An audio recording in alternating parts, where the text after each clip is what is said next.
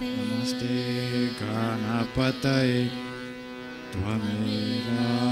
प्रत्यक्षं तत्त्वमसि त्वमेव केवलं कर्तासि त्वमेव केवलं भर्तासि त्वमेव केवलं हर्तासि त्वमेव सर्वं खल्विदं ब्रह्मासि त्वं साक्षात् तत्त्वमसि नित्यं भृतं वच्मि सत्यं वच्मि अवत्वमाम् अववक्तारम् अवश्रोतारम् अवदत्तारम् अवधातारम् अवानुचानवशिष्यम् अवपाश्चातत् अवापुरस्तत् अवोत्तरात् अवदक्षिणात् अवचोर्वतत् अवधरात् सर्वतो मां पाहि पाहि समन्तत् त्वं मयस्त्वं चिन्मयः त्वं आनन्दमयस्त्वं ब्रह्ममयः त्वं सच्चिदानन्दविद्योऽसि त्वं प्रत्यक्षं ब्रह्मासि त्वं ज्ञानमयो विज्ञानमयोऽसि सर्वं जगदिदं त्वतो जायते सर्वं जगदिदं ततस्तिष्ठति सर्वं जगदिदं त्वयि लयमेष्यति सर्वं जगदिदं त्वयि प्रत्येति त्वं भूमिरापो नलो नीलो नमः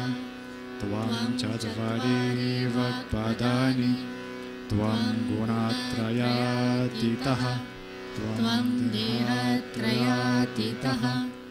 त्वं कालत्रयातीतः त्वं मूलाधारस्थितोऽसि नित्यं त्वं शक्तित्रयात्मकः त्वं योगिनो दयन्ति नित्यं त्वं ब्रह्मास्त्वं विष्णुस्त्वं रुद्रास्त्वम् इन्द्रास्त्वम् अग्निस्त्वं वायुस्त्वं सूर्यास्त्वं चन्द्रमास्त्वं ब्रह्मा भूर्भुवस्वरो गणादिं पूर्वमुच्चार्य वर्णादिं तदनन्तरम् अनुस्वारः परतरः अर्धेन्दुलसितं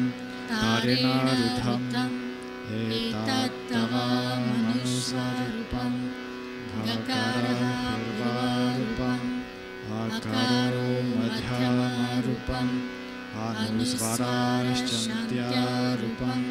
बिन्दुरुत्तरारूपम् नवासन्धानं संहिता सन्धिः सैषा गणेशविद्या गणाकारोषिः नीचरोत्गायत्री छन्दः गणपतिर्देवता ॐ गं गणपतये नमः एकदन्ताय विद्महे वक्रतुण्डाय धीमहि तन्नो दन्तिः प्रचोदयात् एकदन्तं चतुर्हस्तं पश्यामङ्कुशधारिणं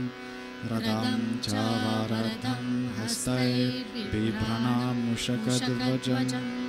रक्तं लम्बोदरं शूर्पकर्णकं रक्तवाससं रक्तगन्धानुलिप्ताङ्गं रक्तपुष्पैः सुपूजितं भक्तानुकम्पिनं देवं जगत्कर्मच्युतम् आविर्भूतं च सृष्ट तौ प्रकृतेः पुरुषः परम् एवं ध्यायति यो नित्यं सा योगी योगिनं वरः नमो व्रतपतये नमो गणपतये नमः प्रमथपतये नमस्ते स्थूलम्बोदराय एकदन्ताय विघ्ननाशिने शिवासुताय श्रीवरदामूर्तये नमः। साक्षात् श्री आदिशक्ति माताजी श्री निर्मला